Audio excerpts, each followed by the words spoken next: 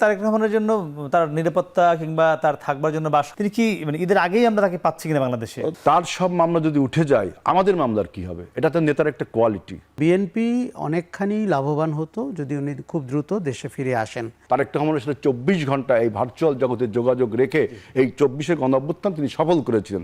মালিক ভাই, একটি প্রশ্ন আমরা বিএনপির অনেক নেতার কাছেই করি, সেটি মহাসচিব থেকে শুরু করে বিএনপির বিভিন্ন স্থায়ী কমিটির সদস্য কিংবা অন্যরাও, কিন্তু কেউ সুনির্দিষ্ট বা সুস্পষ্ট উত্তর এখন পর্যন্ত দেননি, অর্থাৎ বাংলাদেশের মানুষ জানতেও পারছে না। সেটি হলো বিএনপির ভারপ্রাপ্ত চেয়ারম্যান তারেক রহমান, যিনি দীর্ঘদিন বাংলাদেশের বাইরে থাকতে বাধ্য হয়েছেন, কিন্তু এখন তার বাংলাদেশে ফিরতে কোনো বাধা নাই, কোনো আইনি বাধা নেই। নিরাপত্তার শঙ্কার কথা বলা হয় বিএনপির দল থেকে, তবে সাধারণ মানুষ সাদা চোখে বা খোলা চোখে নিরাপত্তা নিয়ে শঙ্কাও দেখে না, সাধারণ মানুষ দেখে না, যারা রাজনীতি এত ভালো বোঝে না। আমি আপনার কাছে জানতে চাই, যেহেতু আপনি তার সঙ্গে দীর্ঘদিন একসঙ্গেই ছিলেন, রাজনীতি করছেন লন্ডনে, কবে ফিরছেন তারেক রহমান? উনি তো ধরেন আমাদের দলীয় সিদ্ধান্ত, ওনার ব্যক্তিগত সিদ্ধান্ত, সবাই জানে যে উনি শীঘ্রই বাংলাদেশে আসবেন।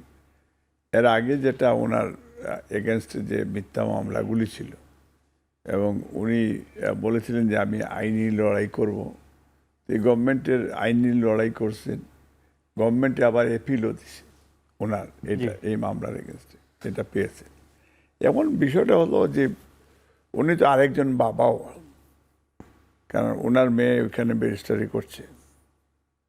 তাছাড়া যেমন ডক্টর জুবাইদা আসছেন আজকে, এতে হচ্ছে যে আপনার একটা স্টেপ আগাচ্ছে, এবং ডক্টর জুবাইদার বিরুদ্ধে মিথ্যা মামলা ছিল, উনি ম্যাডাম, তারপরেই তো ওনার এর ভিতরে ডক্টর সিরিয়াল চলে এসে তারা আসে, এর ভিতরে ব্যারিস্টার জাইমাও সেও আসবে, সেও এই দেশে এসে প্র্যাকটিস করবে বাংলাদেশেও আমার বিশ্বাস সেও আসবে, বিকজ তার বাংলাদেশ সম্পর্কে খুব ভালো আইডিয়া রাখে, সেই ছোটোবেলার থেকে আমি দেখেছি।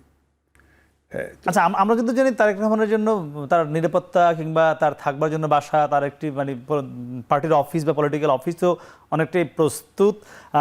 আর মাসখানেক পরে কোরবানির ঈদও চলে আসছে, তিনি কি মানে ঈদের আগেই আমরা তাকে পাচ্ছি কিনা বাংলাদেশে? প্রথম যে নিরাপত্তার যে বিষয়টা, এটা আমরা শহীদ প্রেসিডেন্ট জিয়াউর রহমান এই দেশের জন্য দেশ এনে দিয়েছেন আমাদেরকে যুদ্ধ করে। এই জিয়াউর রহমানকে, এই হাসিনাকে উনি ইন্ডিয়া থেকে বাংলাদেশে নিয়ে আসলেন। এই শহীদ প্রেসিডেন্ট জিয়াউর রহমানকে তারা কনস্পিরেসি করে, এরশাদ, হাসিনা, এখানে ভারতের রয়েছে, অনেকেই হয়তো ওইভাবে বলবেন, আমি বলি ভারতের হাত রয়েছে, মেরে ফেলেছে। বেগম খালেদা জিয়া নির্দোষ, এত জনপ্রিয় নেত্রী, যিনি বাংলাদেশের প্রথম মহিলা প্রধানমন্ত্রী, যিনি পার্লামেন্টারি ডেমোক্রেসি ইন্ট্রোডিউস করেছেন বাংলাদেশে প্রেসিডেন্সিয়াল ফর্ম থেকে, ওনাকে জেলের ভিতরে বন্দি করলো। শহীদ রাষ্ট্রপতি জিয়াউর রহমানের স্মৃতি বিজড়িত বাড়ির থেকে ট্রেনে হেসড়ে নামালো, আমরা কিছু করতে পারলাম না। বাংলাদেশের প্রথম আপনার প্রধান বিচারপতি, তাকে আপনার বিদেশে পাঠিয়ে দিল, জোর করে তার ওয়াইফকে রেখে দিল। আরাফাত রহমান দেশের বাইরেও তার চিকিৎসা নিতে পারেনি, বিকজ তার ওই যে বিভিন্ন এজেন্সিগুলি বুলি করে তাকে হত্যা করেছে। এখন তো নিশ্চয়ই এর মধ্যে নিরাপত্তার একটা বিষয় রয়েছে। আপনার বর্ডার থেকে অবাধে, বর্ডার থেকে আপনার বিএসএফ, সেটি আমরা জানি, এটি আছে। ঈদুল আজহাকে বাংলাদেশের মানুষ পাচ্ছে তারেক রহমানকে। ঈদের বিষয়টা আপনি বললেন, এই বিষয়টা সরাসরি আমরা ওইভাবে না বলি, কোন মাস হতে পারে, মানে ঈদের যেটা আপনি বলতেন, এর আগে আসার সম্ভাবনা আমি দেখি না। তাহলে আমরা কি জুলাইতে 5 আগস্ট বাংলাদেশে বড় একটি অর্জনের দিনও কিন্তু আছে। কিন্তু এখানে আরেকটা বিষয়, যেটা ডক্টর ইউনূস, যেটা আমরা তো ডক্টর ইউনূসকে বলছি আমরা সহযোগিতা করছি, এবং উনি ওয়াদা করেছে যে ডিসেম্বরে নির্বাচন দিবেন উনি। তো অফকোর্স নির্বাচন, সেম টাইম তারেক রহমানের আগমন, দুইটাই কিন্তু কাছাকাছি হবে। একদম ধন্যবাদ। আশা ভাই, মানে তারেক রহমানের আরো আগে আসলে বিএনপি লাভবান হতো কিনা, এই যে যত দেরি হচ্ছে বিএনপির লোকসান হচ্ছে কিনা? দেখুন, আমি রাজনৈতিক দৃষ্টিভঙ্গি থেকে কথাটি বলি। একটা তো দলীয় সিদ্ধান্ত, তার ব্যক্তিগত, এবং আপনি যে মামলাগুলোর কথা আমরা শুনতাম, একে একে কিন্তু সেগুলো থেকে উনি মুক্তি পাচ্ছেন। কাজেই রাজনৈতিক দৃষ্টিকোণ থেকে তার যে নেতৃত্ব দলের উপরে এবং দেশের উপরে, সেটি দেখার জন্য মানুষ উন্মুখ হয়ে আছে। এবং বিএনপি অনেকখানি লাভবান হতো যদি উনি খুব দ্রুত দেশে ফিরে আসেন। এবং সেটিতে যেটা হবে যে তার একটা প্রত্যক্ষ রাজনৈতিক নেতৃত্ব দেখার সুযোগ বাংলাদেশে তৈরি হবে। তার ফেরাতে কোনো মানে সংকট দেখেন কিনা তার ফেরাতে? আমি ব্যক্তিগতভাবে দেখি না। আর ওই আশঙ্কাগুলোকে আমি অতটা শক্তিশালী মনে করি না। আরেকটা জিনিস হচ্ছে যে দেখুন, তাকে তো হয়তো বিএনপি আগামী নির্বাচনে প্রধানমন্ত্রী প্রার্থী হিসেবে জনগণের কাছে উপস্থাপন করবেন। অতএব তার আগে তার সম্পর্কে মানুষের সংযুক্তি, ধারণাটি তৈরি হওয়া দরকার ইতিবাচকভাবে। আরেকটি জিনিস হচ্ছে যে আপনার স্টেটসম্যানশিপ কোয়ালিটি, আপনি নির্বাচিত হলে সরকার পরিচালনা, রাষ্ট্র পরিচালনার জন্য যেই ধরনের অভিজ্ঞতা তৈরি হওয়া দরকার, ধারণা তৈরি হওয়া দরকার, এবং তার ভেতর দিয়ে আমরা ভবিষ্যৎ বাংলাদেশে যে রূপকল্প দেখতে পাই বা পাবো, সেটিও আমাদের কাছে পরিষ্কার হতে পারে উনি যখন বাংলাদেশে আপনার ফিরে আসবেন। গত 9 মাসে কিন্তু আমি প্রায়ই বলি, তার ভেতরে আমি যে ট্রান্সফরমেশন দেখতে পাই, রূপান্তর দেখতে পাই, ম্যাচুরিটি দেখতে পাই, সেগুলো অত্যন্ত ইতিবাচক। সেগুলো কিন্তু আরও বহুগুণে বেড়ে যাবে আপনি যদি বাংলাদেশের মাটিতে তাকে পা রাখতে দেখেন। তার উপরে যে অন্যায় হয়েছে, তার উপরে যে রাজনৈতিক নির্যাতন হয়েছে, এগুলো সব কিছু তখন জনগণের হাতে আপনি তুলে দিতে পারবেন। আমি কিন্তু মনে করি জনগণ হচ্ছে সর্বশেষ এবং সবচেয়ে বড় ক্ষমতার উৎস। তার সাথে রাজনীতিবিদদের যত ঘনিষ্ঠ যোগাযোগ হবে, সেই রাজনীতিবিদ এবং সেই দলের ভবিষ্যৎ তত উজ্জ্বল।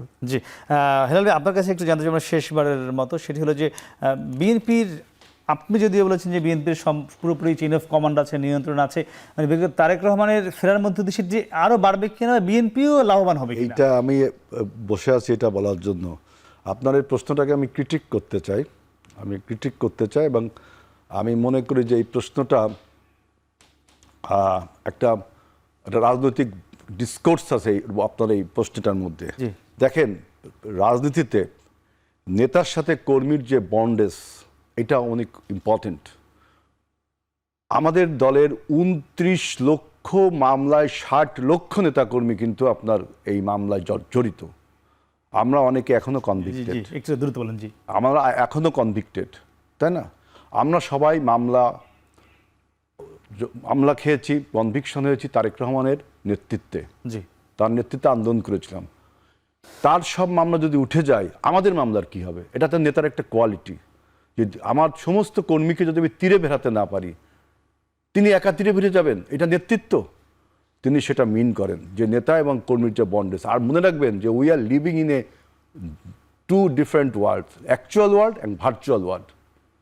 ভার্চুয়াল জগতে তিনি যে অসাধারণ দক্ষতা দেখিয়ে 24-এর গণ অভ্যুত্থানে তিনি যে পরিকল্পনা সাজিয়েছেন এবং সাকসেসফুল হয়েছেন, যেটা 24-এর গণ অভ্যুত্থানে যারা পোস্টার বয়, আপনার এনসিপি বলেন আর জাতীয়তাবাদী ছাত্রবাদ, তারাও তারেক রহমানের সাথে 24 ঘন্টা এই ভার্চুয়াল জগতে যোগাযোগ রেখে এই 24-এর গণ অভ্যুত্থান তিনি সফল করেছিলেন।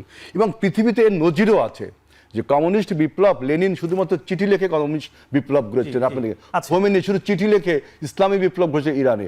তারেক রহমান এই ভার্চুয়াল জগতে চিঠি লেখেন না, তিনি ভার্চুয়াল জগতে মানুষের সাথে কথা বলে এই 24-এর গণ অভ্যুত্থান ঘটিয়েছেন।